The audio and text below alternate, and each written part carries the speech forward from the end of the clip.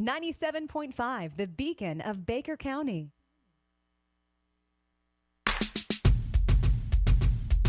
You're listening to Wildcat Radio Coaches Show. Crawford takes the handoff up the middle. He's loose to the 25-20. Carson Crawford 15-10-5. And Carson Crawford runs a little zone read in the middle, takes the handoff, and goes straight up the middle of the Ed White defense for the Wildcat touchdown.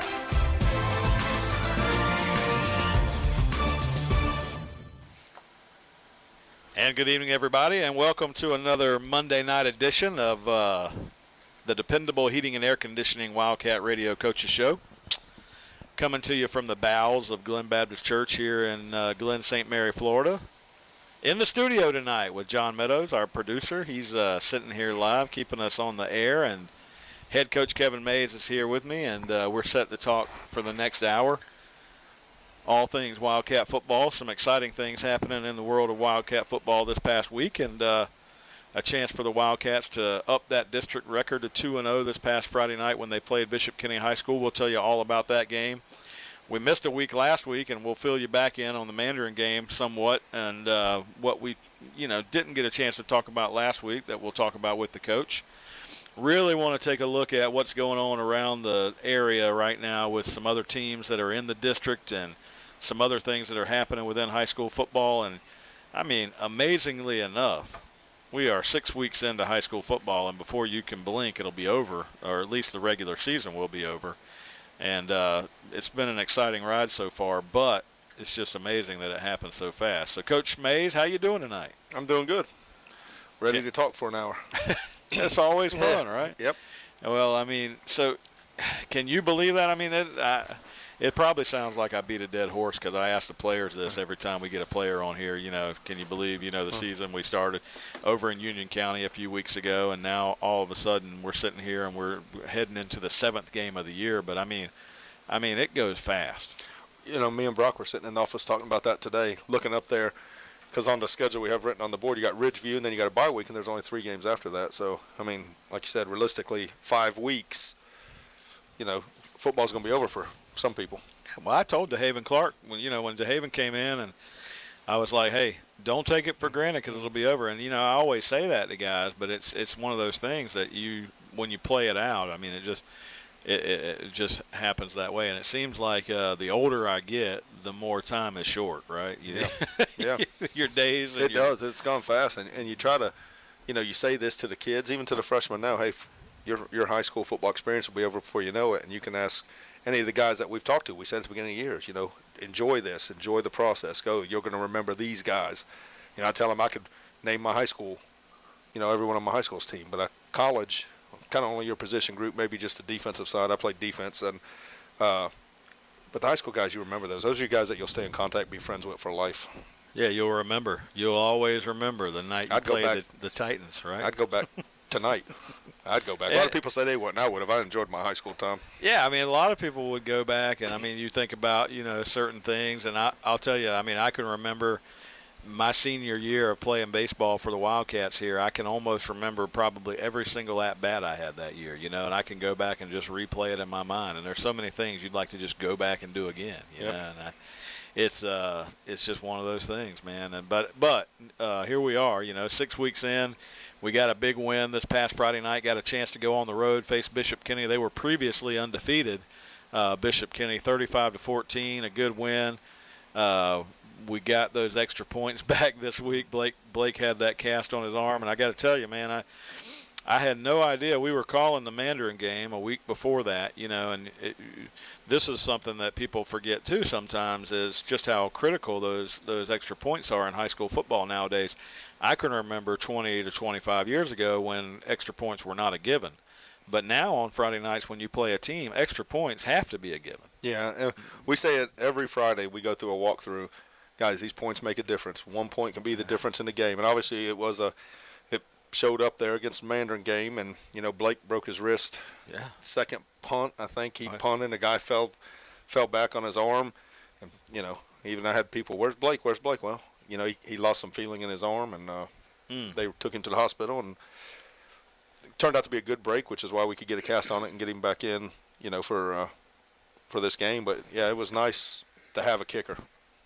I asked him Friday night if he wanted me to sign it, and he said no. But, he wasn't laughing. Well, they actually just put a brace on it, and they it just wasn't a real kid. Yeah, they just kind of put some soft stuff around it, and they said he'll be back. Hopefully for the Ed White game. The doctor seems to think he's going to heal pretty fast. Yeah, those extra points. I mean, it's just like it's almost inevitable that in a game when a guy misses an extra point, you can just turn to the guy that you're sitting next to and go, "That's going to come back to haunt him," and invariably it always does, right? I mean, it just always does. Now, not when a team's winning by 7 touchdowns, but in a tight game, it always comes down to those extra points, man. And even if you miss one, and let's say the kicker's not hurt, you don't know when the exact time is to chase to chase that extra point. It's a hard decision of when do you want to do it. Well, especially when you haven't had to worry about it. You know, when your guy's been booting extra points all year long and you don't have to worry about it. You might miss one here or there, but I mean, for the most part, when you're not in that position, you don't have to think about it. But before we get into that, we'll get into that. I was glad to see Blake back on the sideline last Friday night, though, and if it heals quickly, that's great. But I'm glad it wasn't any worse than that, because we just didn't know. We looked up and there's no Blake Mays running out to kick the extra point. We had no idea. We're going to have to get somebody to run up the injury report to us on every quarter, at the end of quarters or something. At the end of the quarter, something like that. But no, just kidding. So, Coach, let's just stop here for a minute. Let's take a break, because I want to do something that we don't normally do. Walk us through. We'll talk about the football games in just a minute, and this will be one of those weeks that, as a coach, will probably give you gray hairs because it's homecoming week around the high school. But talk to me about this weekend. So you play Bishop Kenny Friday night. You go into the weekend. Tell me what does Coach Kevin Mays do over the weekend? How was your weekend? Saturday, not much of nothing. Sat around and went over to Gerald's house. We cooked some stuff on the grill. Watched some games. Just what a bunch of people do on Saturday. And then John Jowers, a guy that talks to the kids every Thursday, invited us to his church, and we went to his church, some of us, on Sunday morning. And then Blake wanted to go see Carnage, the new Venom movie. Oh, my daughter saw that this weekend. Yeah. We went and saw that. Yeah. And then I hit the couch about 3:30. Next thing I know, it was about 5:30. Did you go to the Epic Theater at Oakleaf? Yep, laid back on those. Those are nice. Yeah, can't beat that. Yeah. The problem is it cost me $75. Well, that's to the go drawback. to a movie for 3 of us. Yeah, that's the drawback. Yeah. Now, you must have had a lot of their food and drinks or something. I mean, some popcorn and a drink for 3 of us and stuff. I mean, it's still almost $75. Yeah, that's but we enjoyed ourselves. That's the drawback. I mean, well, that's the thing. It's a trade-off, right? You're going to have to, if you want to go get the in-theater experience, it's going to cost you $10 or $12 for a ticket now, which is way different than it used to be. But it is what it is. But, I mean, sitting in the theater and watching the movie and devoting your attention to it, because we tried, during this whole COVID pandemic, we tried to buy a couple of those movies on Friday night and just, watch the whole thing, and you don't get the same experience at home. And then we went in there, and it had been a while since I've been to the movies, obviously, with everything that was going on, and it was crowded, and a lot of people were excited to be in there and watch it, and it was worth the money. Well, the thing I like about the Epic Theater at Oakleaf is you can go online and purchase your ticket where you want to sit. Yeah, I didn't do that. We were in row B. Can't beat that, man. You pick out where you want to sit. Yeah. I can get that aisle seat on the very top row. I love that. Well, we were in B, row 2. So you were down low. But the seats reclined far enough. It was fine. Yeah. Well, you really, I mean, in that theater, you can't really probably have a bad seat. But my daughter went to that same movie on Saturday. You might have been at the same showing she went to, but she said it was great. She said it was great. So she likes that kind of stuff. Yeah, that was it. And then you went Sunday. Sorry, she was Saturday. And then, I'm not, like I've told you before, I'm not a big NFL guy. But I was intrigued to watch Tom Brady last night. Just that whole going back to Foxborough on that entertaining game, wasn't it? Yeah, it was. I tell you, I watched that entire game last night. I had to get my mind off of that Saturday football. I mean, what a terrible showing that was Saturday. I didn't even want to talk about that one tonight, but you brought it up. But, that game was entertaining last night. And really, Mac Jones had the ball, had the chance to go down and do it there at the end. And the Bucs defense did just enough, Yep. You just got to have one more. And then doink off the upright, Yep. So 56-yard. I mean, that 56-yard field goal is not a given even for NFL guys, but they kick it so far nowadays. Every kicker has it, even in college. I mean, 55 yards is not unheard of. I mean, you see them every weekend, and he had plenty of distance. Just doink. Now, who was that? Justin Tucker though, put a 66 yard. 66, yeah. Yeah, I was just talking about this at the Jaguar game last week because the Cardinals kicker was attempting a 68-yarder when the Jaguars returned the kick six. 109 yards. So imagine that. I mean, even thinking about running your kicker out there for a 68-yarder, for years and years and years, it was 63 yards was the record, and that was Tom Dempsey with the New Orleans Saints. And you remember Tom Dempsey? I believe it was from an accident in Vietnam where he had lost part of his foot, so they made a special kicking shoe for him.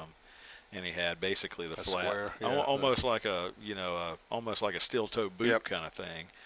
And he kicked one 62 or 63 yards, and that was the record forever. But you remember, the Jaguars have been involved in this field goal history for years because it was Jason Elam for the Denver Broncos years ago who kicked one against them for 63 to tie the record.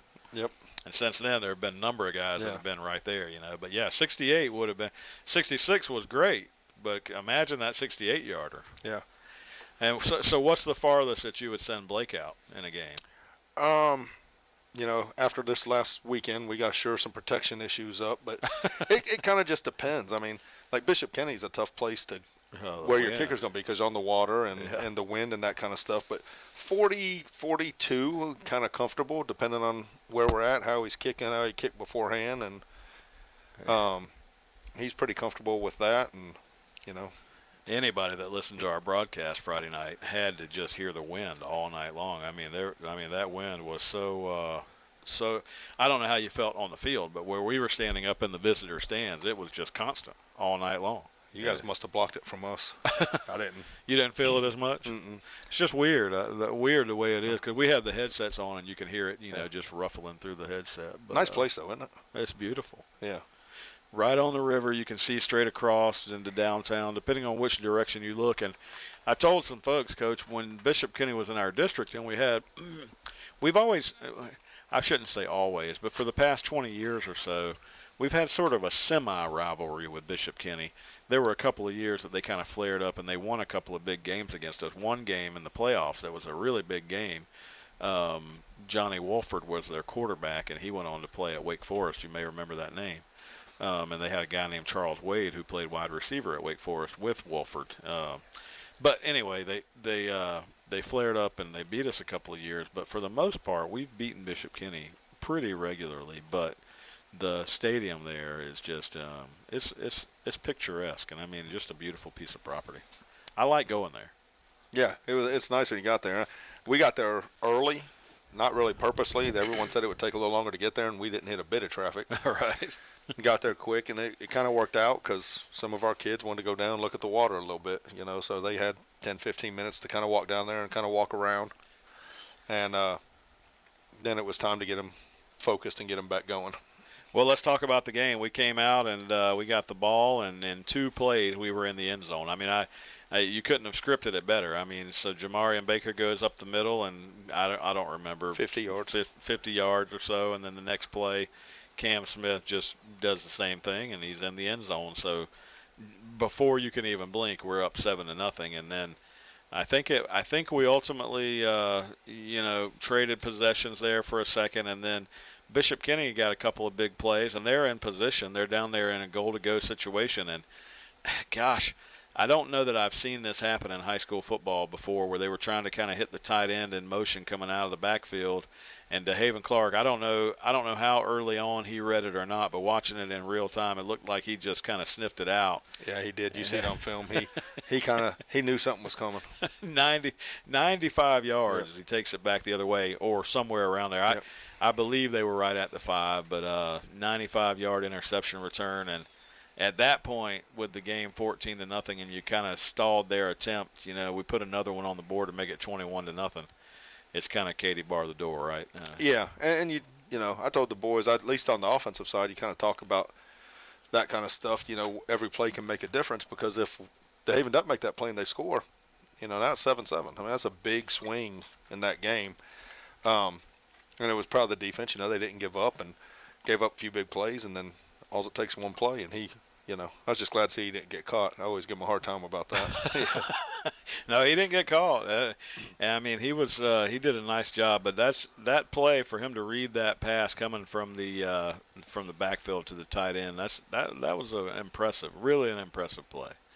But that play kind of set the tone for where we kind of rolled a little bit. I think we had ultimately got it to 35-7 before they scored one late to make it 35-14. Now, we struggled a little bit in the second half. I think their defense clamped down on us somewhat, and they blocked a field goal one time, and we had another field goal opportunity that we botched the snap on.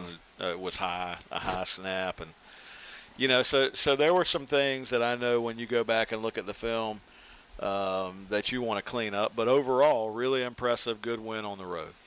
Yeah, I mean, we'll take it, and like I tell these guys all the time, it doesn't matter if it's by 1 or 30. A win's a win, and we'll take it, and we'll fix things, on Monday. So we did. We watched film today. Offensive line struggled at times, but we started a freshman center, a couple guys that haven't played that much. We moved Ian to tackle. I went back and kind of looked at film today. I don't know if if I was looking right, I don't know if we've played with the same offensive line yet this year. And those guys usually groom together and come together as a group. And injuries have been part of that, and trying to find out the right stuff. But overall, they had a lot of fight in them up front. I thought Noah threw the ball well. Found J-Mod for some deeper balls in this game. Had one really beautiful pass to J-Mod down the middle for a touchdown. Yep. And I thought Noah threw the ball well as well, yeah. if that's not redundant.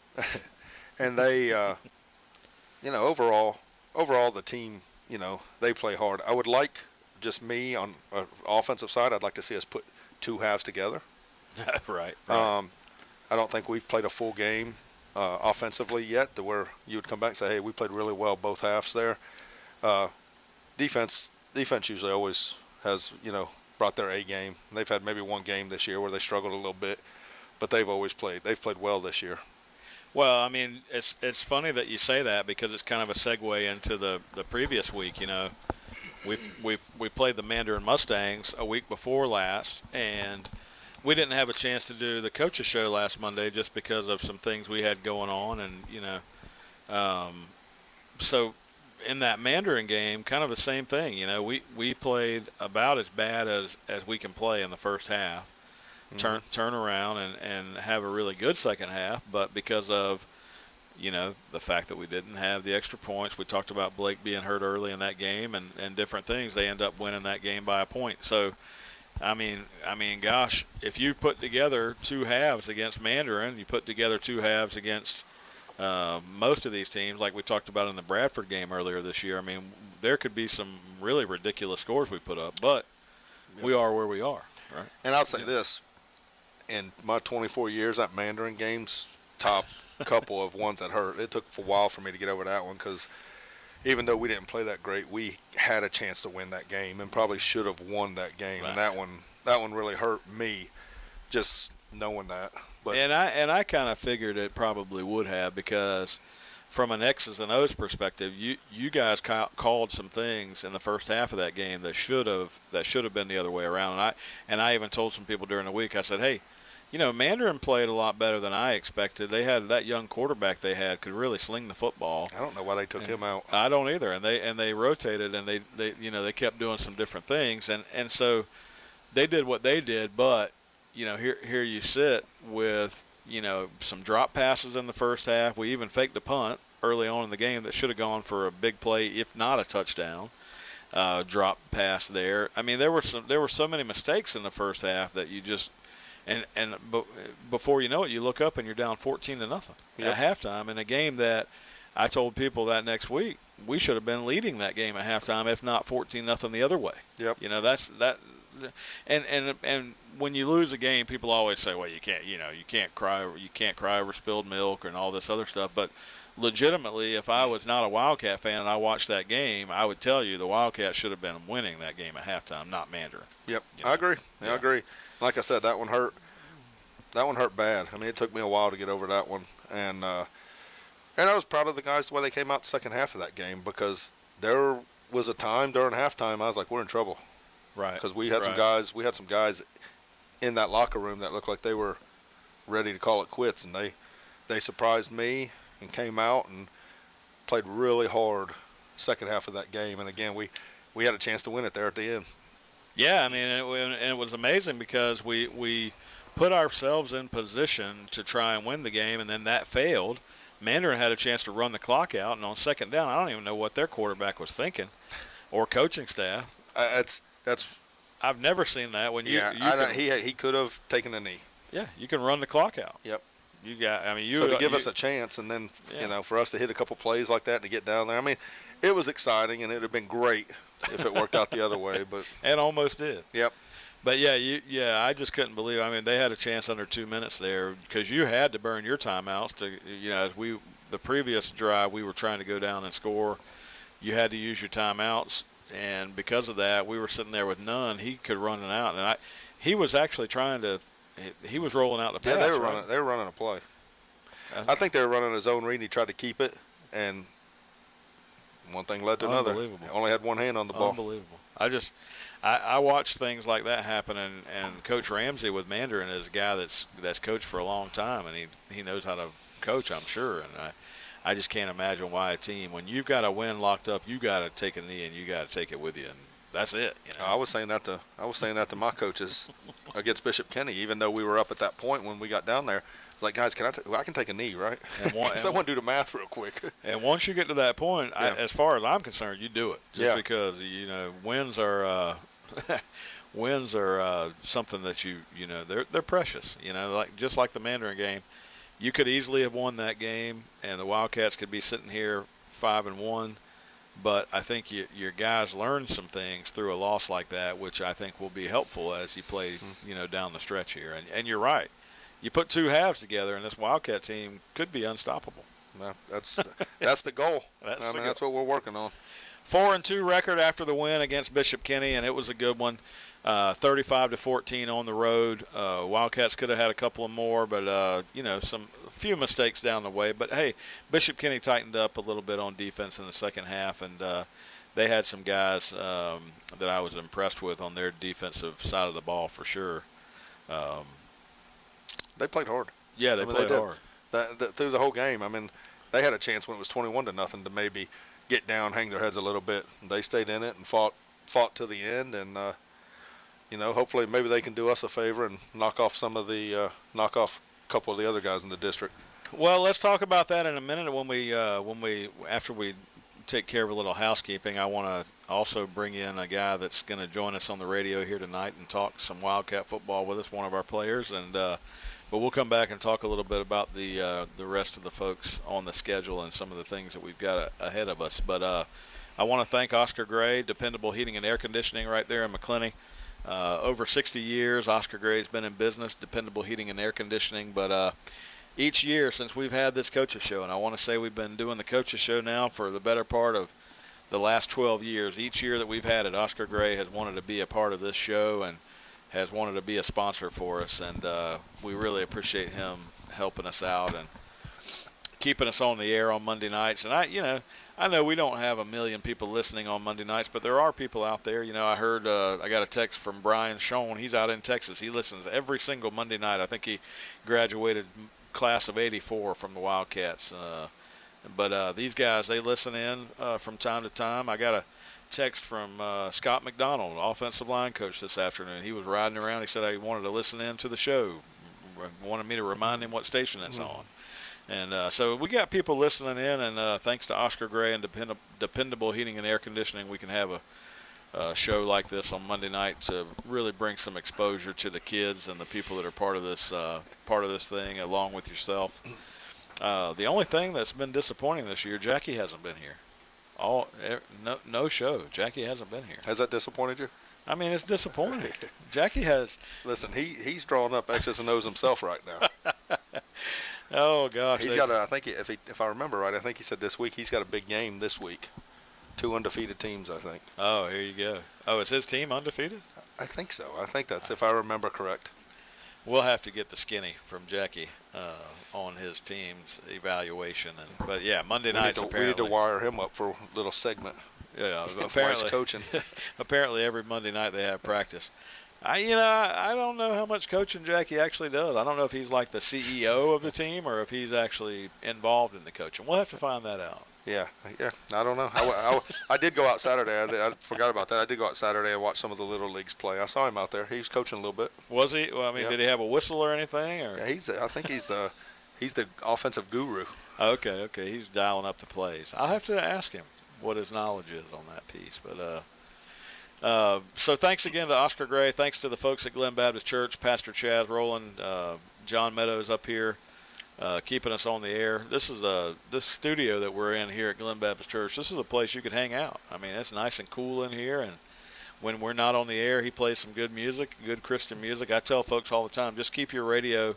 If you're in McClenny, just keep your radio on 97.5 because the playlist that John plays around here is good music. I think I might have talked him into running some Jerry Clower on the radio this week, though. Maybe we were talking about some old comedy with Jerry Clower earlier, and I don't know. Chase Cruz, have you ever heard of Jerry Clower? No idea. You have no idea who Jerry Clower is. No. I don't either, Chase. What about you, Kevin? No, I don't either. Neither one of you guys? Nope. All right, well, before we leave tonight, I'll play you guys a Jerry Clower joke, and then you'll be hooked forever. Jerry Clower is an old Southern comedian that goes back to probably, I'm going to say the 60s, but he might even go back before the 60s, maybe. But he actually grew up in a town called Yazoo City, Mississippi, and I know that because he talks about it all the time in his jokes. And he went to Mississippi State University on a football scholarship, and he once he graduated Mississippi State and quit playing football, he used to be a salesman for the 4-H company back in the day. He would go farm to farm and sell. He'd sell, whatever products that 4-H sold back at the time. But what happened to him, and he actually told this story on his MCA 20th anniversary record. What happened to him is he would tell stories at these farms, and people would come from farms over when they knew that Jerry Clower was going to be there because they just knew what a passionate storyteller he was, and how he could just captivate. You've been around people, Coach, that when they're in the room, you just want to listen to what they say because they're just captivating people, right? So one guy actually said to him as he was telling his stories one day that he wanted to record him, and somehow or another they got this to MCA, and later on he became an MCA comedian, and they, big time. So that's the story of Jerry Clower. Now I'm going to have to play you some Jerry Clower just so you can appreciate it, but you will. And being the son of Vic Cruz, I can't believe that you don't know who Jerry Clower is. Do you and Vic not associate with music or things like that, or radio, or? Just Come on, Chase. Daniel Boone's about the only thing we watched together. Daniel and then Boone. Deer meat for dinner. So Chase Cruz joins us. He's number 73 for the Wildcats. Chase plays on the offensive line. Senior this year, right? Senior. Yes, so this will be the final year. Chase, what I was telling the coach earlier, can you believe that we're sitting here almost 7 games in? Hard to believe. This week be seventh game of the year. So homecoming week, you think it's going to be an exciting week at the school? I definitely think so. Are you going to stop by the gym and get Coach involved in some homecoming festivities this week? He's not big into homecoming. Makes him nervous. It makes him nervous because people are not going to show up to play at the game or hang out too late Thursday night and not want to come to school Friday or get in trouble or something like that and get suspended for a game. All the above. None of that could happen, No, right, Coach? No. Chase, so tell me, what kind of events do you guys have planned for homecoming week this week? Parade, and then we got Cat Growl, and then King's Court and Queen's Court. Yeah, is that And they exciting? are dressing up every day, too. You should have seen some of them today. Yeah, what was the theme today? Today was... movie character. Movie character? Yep. Did you dress up, Chase?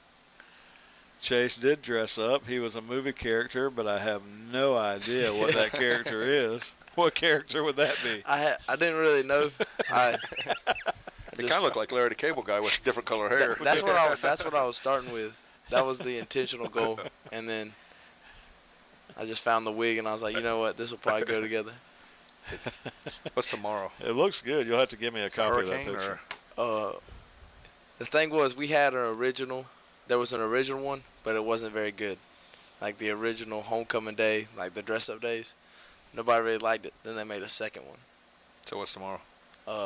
It would be Hurricane Day or Singer Day Okay. on the other one. So me and Toby, I can't really. I will see tomorrow. Yeah, we'll see tomorrow. Don't give it away, but that's all right. So, Chase, I appreciate you joining us tonight, man. We've had DeHaven Clark joined us 1 week this year. Cam Smith joined us for another show, and then we had the coach's son on the last show that we had. Blake Mays joined us as well. So I'm glad that we've got an offensive lineman here to speak from an offensive lineman perspective. But You know, it's funny, and not to cut you off, yeah, I tried to get some of the defensive guys here today. The defensive guys don't want to talk. they don't want to talk. I asked Camilo. Camilla don't talk. No. And they're having, I mean, the defense is having a whale of a year. You would Yep. think that they would want to come talk about it on the radio. Yeah, I've tried. So I had to go. I knew Chase would come. Chase talk for you. Well, Chase, let's talk about you for a minute. You're the baby of the family, right? So you're the youngest of four, I think? Four? You got a couple sisters and a brother? 2 sisters and an older brother. 2 sisters and an older brother. So how's that been, being the baby of Vic's family? It's good, but the thing is, I'm the baby, but I'm not the favorite. I was going to say, do you think that Vic looks at you as the favorite or no? I'm my dad's favorite. Okay. Caleb is my mom's favorite. Okay, I got you. I don't sing or play the piano. So you have no talent. I have no talent. You're just big and strong. That's right. Yeah. Is that what it is? Okay. Yeah, I know Caleb can sing because I was somewhere. At my son's. My son goes to the Christian Co-op here in town, and last year at the end of the year celebration for the co-op, Caleb sang a song there, so I know he could sing. He used to play baseball also, but I don't remember him playing football. I don't think He played football in Little League. Yeah, and then but he was a baseball player. Yeah, and which makes sense because your dad was a baseball player. Your dad was a football player too, but he was a baseball player and played. Vic Cruz is a living legend of softball. You probably don't know this, but me growing up at the time that I did, because I'm 48 years old now. Your dad's probably, I don't know, 5 years older than 59. me, maybe. Oh, is he 59? 62. Well, he's 11 years older than me. So He's like, thanks, Chase. Yeah, we just put him out there. Well, but Vic though, see, everywhere that I played a lot of softball growing up and getting into my young 20s, and I played a lot of softball. But everywhere that I would go, and all the people that I would meet at the tournaments that I would go to, they would always ask me, "Are you related to Vic?" And I would always say, "Absolutely, yes, 100%," even though I wasn't. But Vic and I knew each other. He knew, so it was always just, that helped me get in with a lot of the guys that I knew because, yeah, of course I'm related to Vic. What do you mean? But he could hit a softball, no doubt about it. And back then, when I first started playing, they didn't use these bats and stuff like they use today. I mean, nowadays they send a 5'2", 75-pound kid up there, and he can hit the ball out of the park. Back then, it wasn't like that. You had to be a man to hit the ball out of the park back then. And Vic is a man, yeah, for sure. But he went to where? Henderson State University, and The played. Reddies. The who? Reddies. The Reddies. So they're always ready. But anyway, Chase, good to have you here on a Monday night show. Tell us a little bit about your weekend. I asked Coach, so tell me, I know you didn't play Friday night because you've been a little bit banged up, but hoping to get you back out there soon. What you play? We go to Bishop Kenny Friday night. What do you do over the weekend? Tell us about your weekend. Saturday, I watched the LSU Auburn game. Oh. And that was because I couldn't even watch Florida. I turned it off at halftime. Yeah, you're a smart guy. I got a little sad.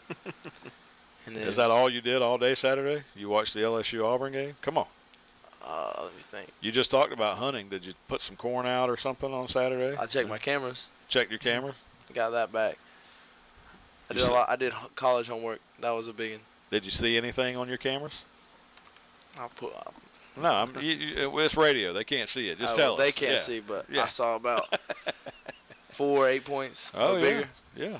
So tell us location-wise, where do you hunt? Like in Georgia, Florida? I'm gonna say 2 hours from here north. Yeah, you don't have to give us the exact location, but you hunt in Georgia. So these are Georgia bucks, right? Yeah. So you get 2 hours north of us, they grow a little bit bigger than you see deer around here. But I have seen some big ones around here too. Most of the ones around here, everybody's killing them up in the forest. Nothing gets very big. So tell us. So you did that on Saturday. On Sunday, what'd you do Sunday? I went to like Coach May was talking about, our chaplain, Okay. Mr. Jowers. Oh, He had okay. a church thing. Okay. And then I went there, and then I went to the gym. And then I went to a birthday party. went back to church with my grandma, Uh-huh. and then went home and slept. No big Sunday dinner on church or anything? I mean, you're a big offensive lineman. I know you like to eat. Me and my buddy Toby went and ate China buffet. China buffet. 6 plates. They saw you coming and they said, no, double price, right? You can really tell when they start slowing you down on drink. That's when you really. It's time for you to go. Cause like she'll walk by, see your drink's empty, and then give it about 5 minutes just so you can't get another plate without a drink. So China buffet for the win on Sunday. $10. You can't beat it. So you and Toby, I'm assuming, is Kinghorn. Yes, So sir. who ate more? Me. You ate more for sure. He's leaner. He's a little leaner on the linebacker He's side. good at competition though. He can eat, huh?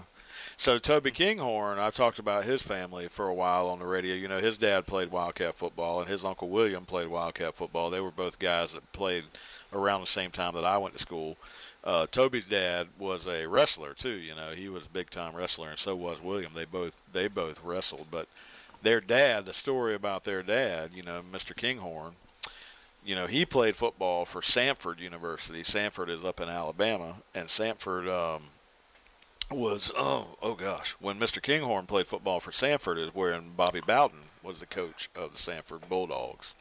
And the legend has it that he separated his shoulder one game, and Coach Bowden put his shoulder back in place. You can talk to Toby about that and see if that's real.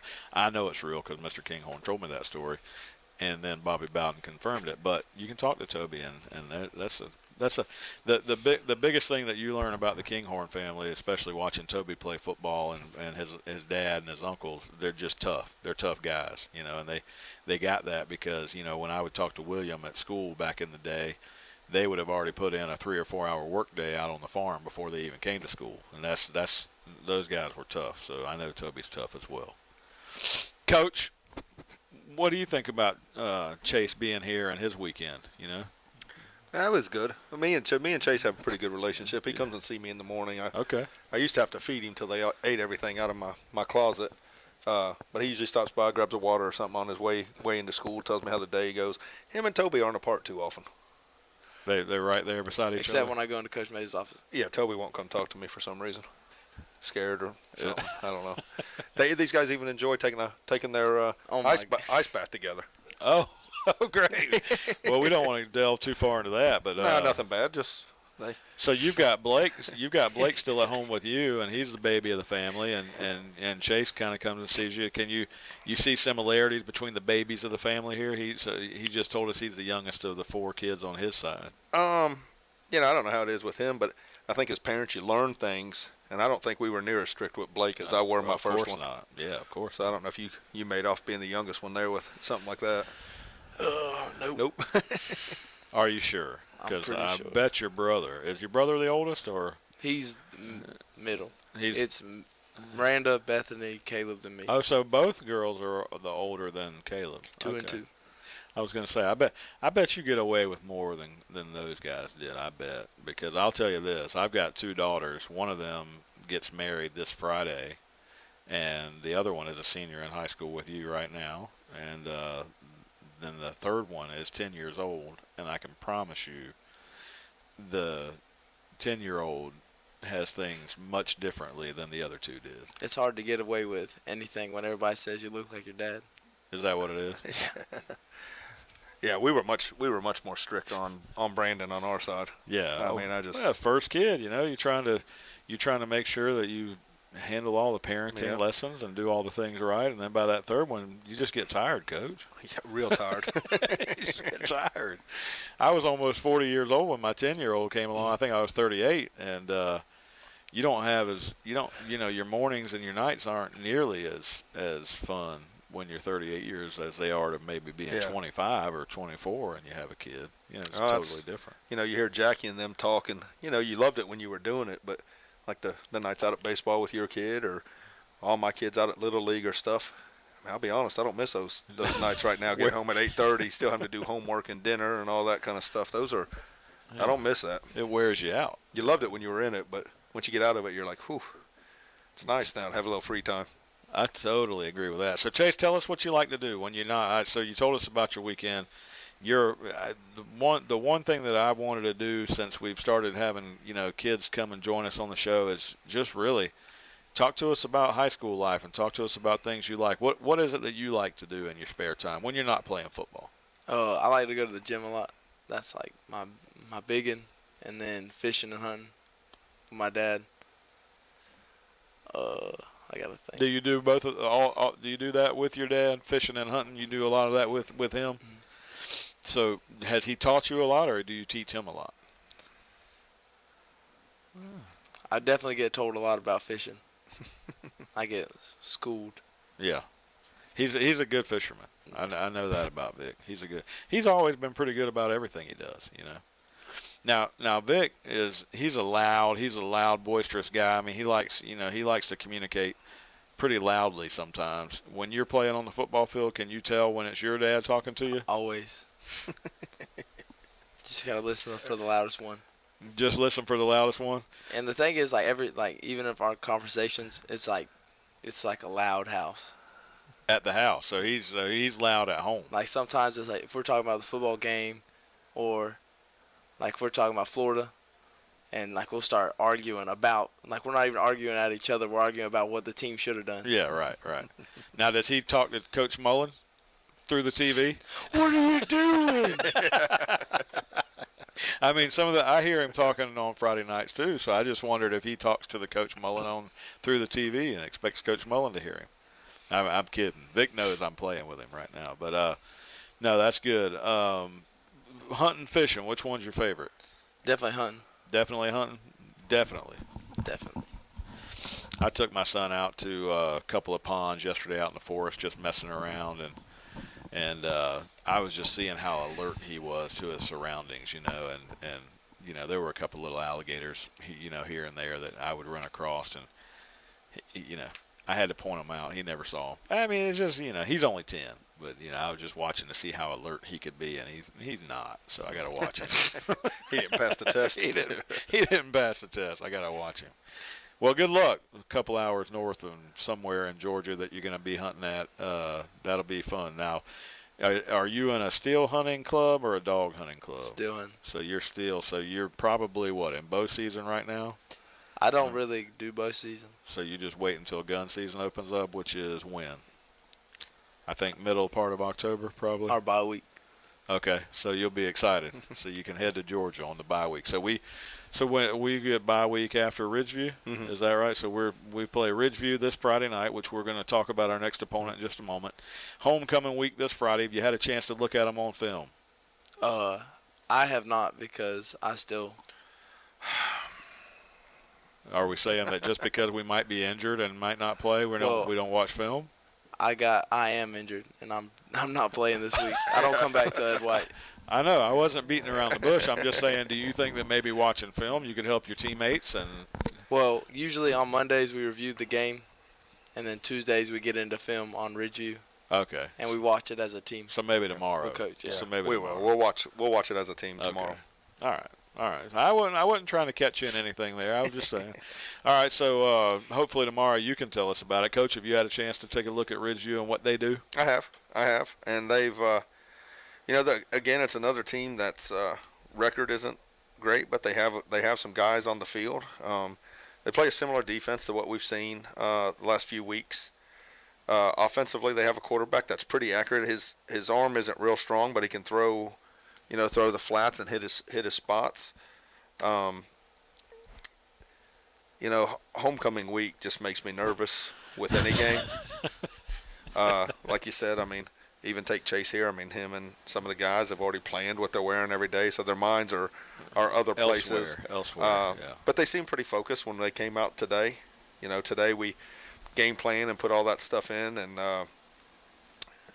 as we go, and I'm going to try to get them out early on Thursday so they can go have fun, because that is part of high school. They're going to go have a good time at the parade and cat growl and do all that, and then hopefully get them back Friday. And once school gets out, get us all together and time to focus, because you're supposed to win your homecoming game. Yeah, you're supposed to win your homecoming game, and it sets up pretty well for us. Like you said, I mean, Ridgeview is 1-4 on the year.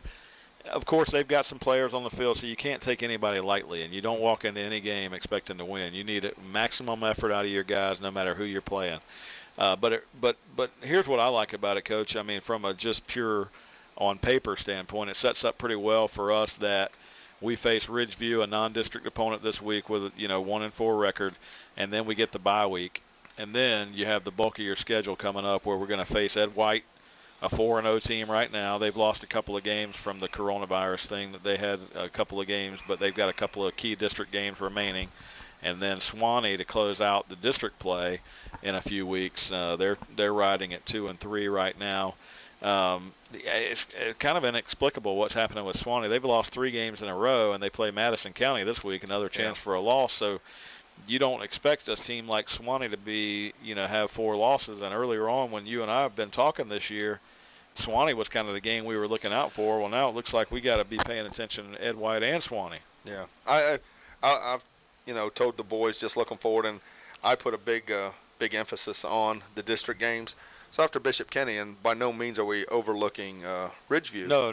But when you're talking the district, to me right now, Ed White is the team to look at. They've already beat Swanee, and if we can go in there, be prepared and play a good game against Ed White, that sets us up, to not leave it up to the numbers, and that'll be a big game. I mean, we'll get a good test of where we're at as compared to them, because I think they play Mandarin this week. It'll be a good test for us to see. And then, like I said, Swanee, I don't care what Swanee's record is. When we go to Swanee, we will get their best game. Yeah, it'll be a tough game. Yep. Yeah, well, and I like the way the schedule sets up with Ed White being a home game and us traveling to Swanee. I mean, even though we will get their best game, we'll have to play at Swanee. And it can be a tough place to play, but if their record's not where they want it to be, it might not be as loud and there might not be as many fans there. You just never know, right? You never know in that high school setting, especially coming down to the end of the year. Then we'll end the season away at Baldwin. So 2 away games to end the season for the Cats this year, but most importantly, those 2 games sandwiched in the middle there. So Ed White and Swanee. If the Wildcats could win both of those games, we could finish 4-0 to win the district and automatically qualify for the playoffs, assuming we don't know the results of the points rankings just yet, right? They're still a week or two away. Well, the points are out, and right now we're not sitting real good, but you're not worried. I'm not worried about that side of things because there's a lot of football. I mean, are the points out? I hadn't noticed. You can look on FHSAA.com and go to football and then click on RPI. Yeah. We're like 180th down the points, and that's all classifications. But there's a lot of football to be played because. Well, you lose points for losses. We've got the 2 losses on the schedule, and then your opponents, and all that other stuff, right? Yeah. I mean, if you think about your 10 opponents and their 10's opponents, if I'm thinking about this right, and you got to have a different kind of degree than I have, but I think that's 100 games each week plays into your RPI. Right. So it can change drastically on a weekly basis, right? And we went through our schedule, and Mandarin lost to Creekside in a close game, but most I think 7 of the teams on our schedule won, so that's a plus. That's a plus for us, and. I still don't quite understand how it works. I don't know why our opponents count as 30% of our RPI score. Right. But is what it is. That's a lot. Like you said, if we can just take care of business, if you win the district, you win the district, you don't have to worry about it, and not have to go to Pensacola. Hopefully. Maybe not. I know we talked about that before, but that's still cold drive. It's a long one. And you end up, if you're like me, I don't want to be in Pensacola over the weekend, especially when there's things to be done, around the house or whatever else. So you end up driving right back after the game. That makes for a long night. You gain an hour there, but I'd like to see one of their team out there have to come this way. Me too. So a district championship, and we're not going to talk about winning that right now, but a district championship would get you a home game to start the playoffs. For at least the first round, yes. At least the first round, and then you'd work from there. So that's the ultimate goal when you're sitting down looking at the goals. You want to be the district champion. You want to have that first round game at home, and that's still well within the Wildcat sights based on the schedule ahead of us. So I'm looking forward to the next few weeks, Coach. I'm disappointed this week. 25 years. This is the 25th year that I've actually called Wildcat football games on the radio. Started out with Bobby Hart back in 1997. So you do all that math, it mounts up to 25 years. And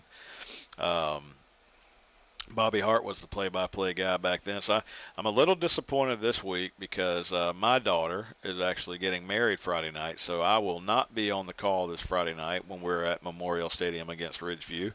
But Wildcat fans, don't worry. I mean, some of you might be like, "Oh, good, good, we get to hear somebody else." But don't panic if you do like listening to our calls on Friday night. I'll be right back the next week when we face Ed White in a couple weeks after that. So it's just one game, but my daughter's getting married on Friday night, and if I couldn't be there, Coach, I don't know if I'd be allowed back in my house. No, you have to go do that. That's there's some things that take precedent over this.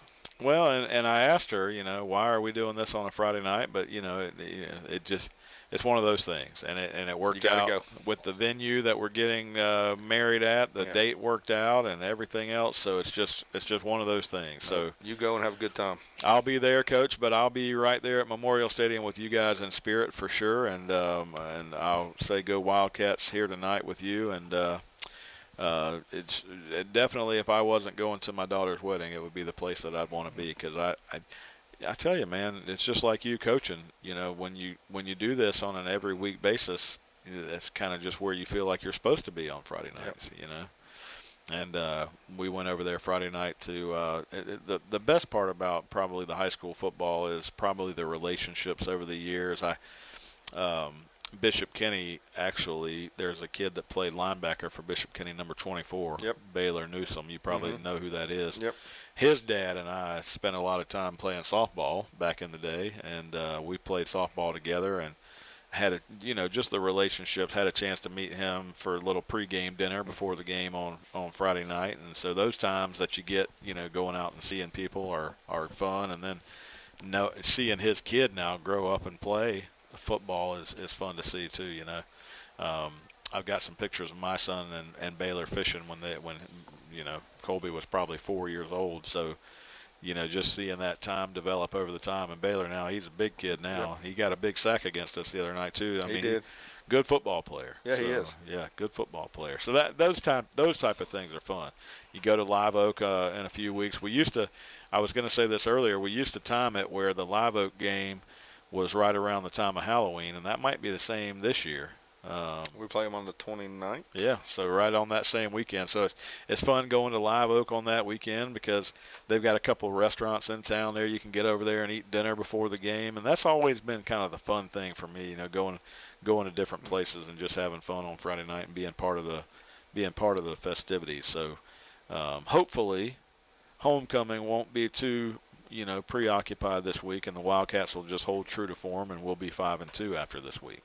That's the goal. That's at least what I'm rooting for, which I know the guys are too. But it's tough talking with high school kids because they want to go out and have a good time too, and I don't want them to miss out on their festivities and stuff. But you got to be able to balance between the two. Part of being a student too, right? Yep. Having a little fun in high school. Just don't get in any trouble. That's right. Yep. So, Chase, tell us one thing you'd like to tell your team as we get prepared for Game 7 of the year, knowing that the season is short and knowing that we've got some work ahead of us. What would you like to talk to your team about? I'll be rooting y'all on for the sideline, and then I'll be back for our 2 district games, Ed White and Swanee. Well, what can you tell them that's motivational? Motivational? Yeah, motivational. I can be very motivational. Well, what would you give me something that you could tell your team right now that might motivate them for these last 4 games? I think we just got to keep our heads on straight and then power through. Heads on straight and power through. Bow your neck. That's good feedback. Is that something that we say among the team? Bow your neck? Yeah. Or is that just gym talk coming out? A little bit of both. Yeah, a little bit of both. Bow your neck. Yeah. So, Coach, talk to us about other sports going on at the high school. You are also the athletic director, so give us a little bit of insight as to what else has happened. Swimming's going well. They're you got swimming, cross country, and volleyball, and all they're finishing up their regular seasons, and they will play their district championships here somewhere in the next couple weeks, depending on what sport we're talking about. and they will, we got hopefully doing well. Our volleyball team kind of is ranked kind of like we are. They're in a 4-team district, and they're ranked 3rd right now, which at least they don't have to be in the play-in game in the tournament, and they'll play the number 2 seed. That'll be at Yulee. That's coming up soon.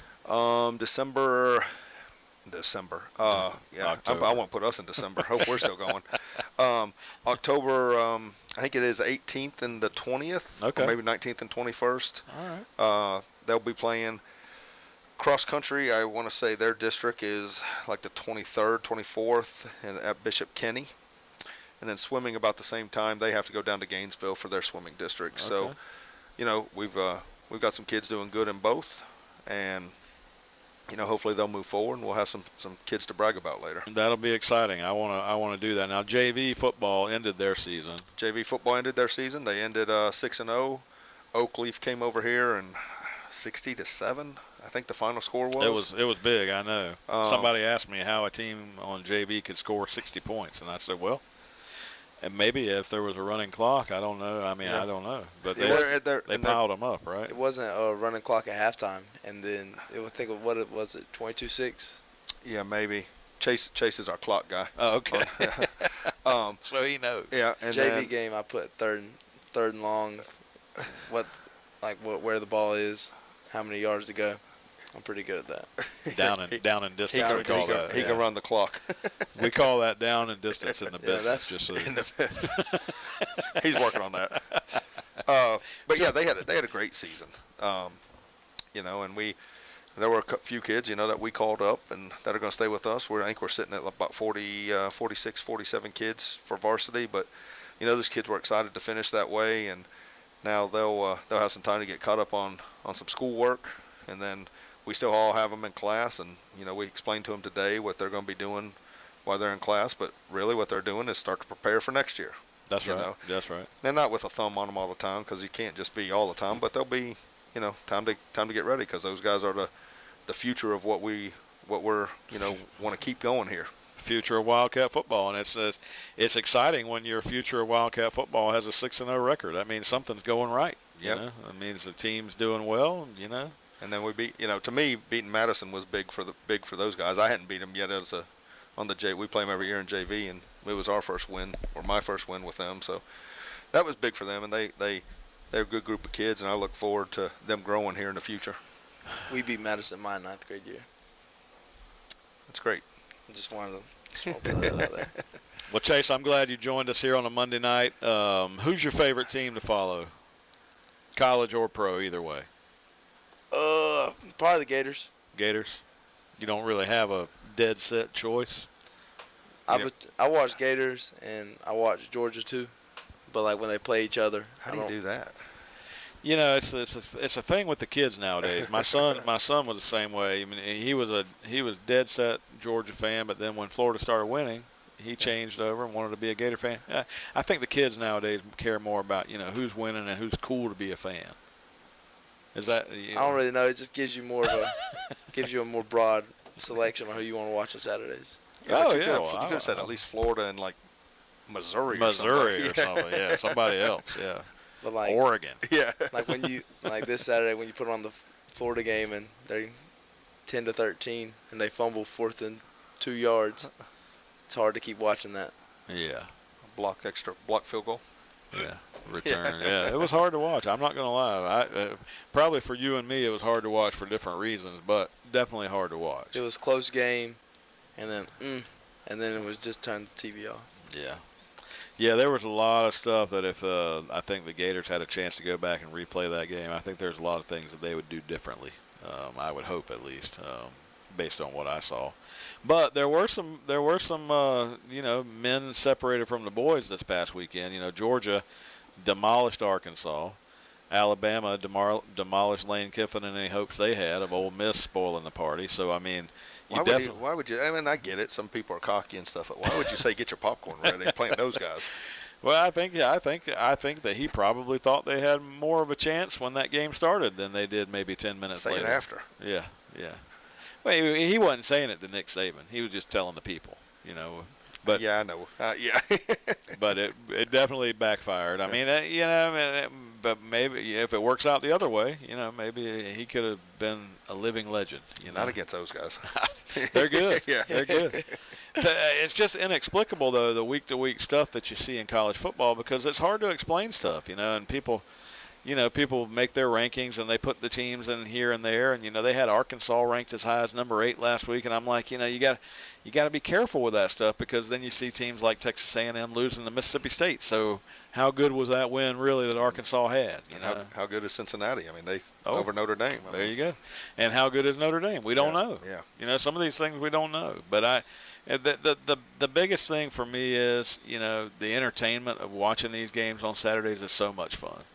I used to really get into the banter back and forth about who was better and all this other stuff. I kind of stay away from those conversations now, and I just enjoy it. Like that game we talked about last night, Tampa Bay, who'd they play? Patriots. New England, Tampa Bay game last night. That was just a fun game to watch. Tonight we got the Las Vegas Raiders, if you can get used to saying that, playing the L.A. Chargers. And the cool thing about that game is, you got the Raiders are actually undefeated. You haven't seen that in a few years. They're undefeated right now. But the Chargers, they've got the young upstart quarterback, Herbert, Justin Herbert, that's fun to watch. So that'll be a fun game to watch. Yeah, they're Brock's big. Brock was ready for tonight. He's a big Raider guy. Yeah, I knew he's a Raider fan. They're 3-0, I think. Better than the Jaguars. I'm glad he told me, though, that he was a Raider fan. Or I'd have thought he was being like Hank. Just whoever, yeah. Hank's an Alabama guy and a Steeler guy. Yeah. But he's probably jumped off the Steeler bandwagon because they're not doing so well Yeah. and liking somebody else now. Yeah. I always give him a hard time about that. Hank's a great guy. I love Hank. It was after we beat West Florida High School the year that we went to the state championship game in Pensacola. Hank rode back with me. And he kept me awake. We told stories all the way back. Because I rode out by myself, and on the way back, I was afraid I was going to fall asleep. So I said, anybody want to ride? Hank said, I'll ride with you. And he works all night, so I'm sure he kept you up. We stayed up. Listen, we ate boiled peanuts. We had a good ride all the way back from Pensacola, and we talked the whole time. And I love Hank. He's a good dude. I remember I was calling games on the radio when Hank played here. Was he any good? Because you hear some banner between him and the players that said they saw him play when they were little. Well, true story. That. Yeah, I mean Hank Farmer was a really good football player.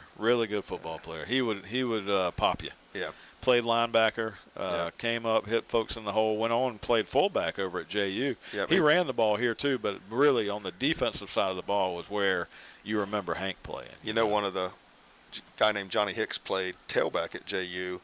And he played for me at Bayside down south, and Hank was his fullback. So we kind of had that combination when I got here to talk about him a little bit. There you go. Yeah, well, Hank, you asked me the question, was Hank a good football player? Yeah. Hank was one of the better players from that team and that time, no doubt about it. Hank could play.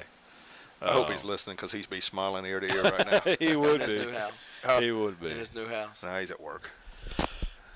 All right, well, Chase, thanks for joining us. Our hour always goes by pretty quickly this on Monday nights, but we're going to get out of here so John Meadows can close down the shop and get the radio back onto the Christian gospel music. But once again, thanks to Dependable Heating and Air Conditioning for sponsoring our Coaches Show. Since we have an off week next week, we won't have a Coaches Show next week, but we'll pick it up coming up after the Ed White ball game. So, Coach, best of luck next couple of weeks, and I'll see you soon, but it won't be this coming Friday. But best of luck and go Cats. Well, thanks, and enjoy your time. Enjoy yourself Friday night. Thank you very much, and go Wildcats, and good night, everybody.